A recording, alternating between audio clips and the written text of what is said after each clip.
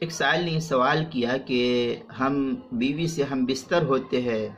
اور ہم بستر ہونے کے بعد اسی حالت میں تھوڑا وقت گزر جاتا، بھوک لگتی ہے، تو حالت جنابت میں کھانا پینا یہ عمل کیسا ہے، کیا یہ جائز ہے یا نہیں؟ چنانچہ اس سلسلے میں یہ جاننا چاہیے کہ صحبت میاں بیوی کا آپس میں ہم بستر ہونا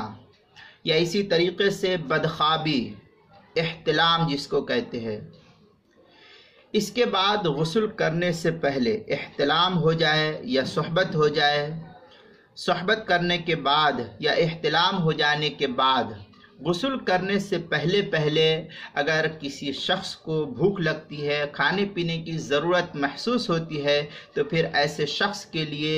بہتر اور افضل طریقہ فقہا نے یہ لکھا ہے کہ وضو کر لینا چاہیے۔ بہتر طریقہ وضو کا وہی وضو ہے جو شرعی وضو ہم وضو نماز والا کرتے ہیں، اور اگر اتنا نہیں تو ہم ہاتھ پیر منہ کلی وغیرہ کر لے، یہ بہتر ہے، وضو کر لینا چاہیے۔ اگر وضو کا بھی موقع نہ ہو تو کم از کم ہاتھ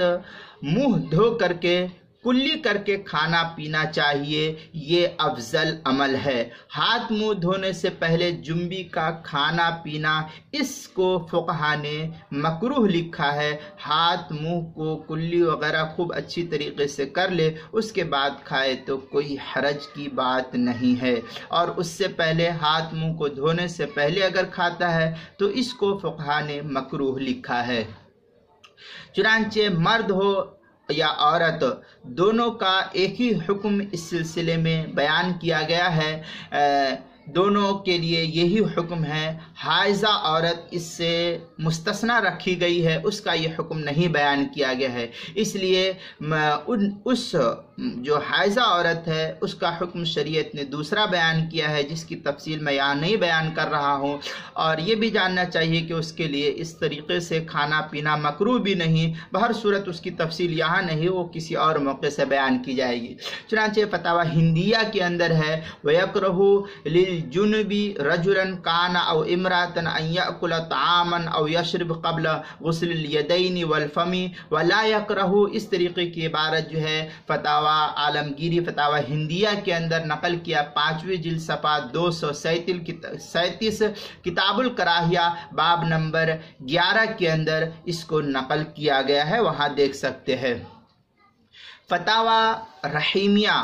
جو دارالاشاعت کراچی کا چھپا ہوا نسخہ ہے، جو جدید تصحیح کے ساتھ چھپا ہوا، اس کی 10ویں جلد کتاب الحظر والاباحہ صفحہ نمبر 143 پر سوال نمبر 189 پر نقل کیا ہے، حالت جنابت میں کھانا پینا کیسا ہے۔ اس عنوان کے تحت حضرت مفتی عبدالرحیم صاحب لاجپوری رحمۃ اللہ علیہ نے نقل کیا ہے۔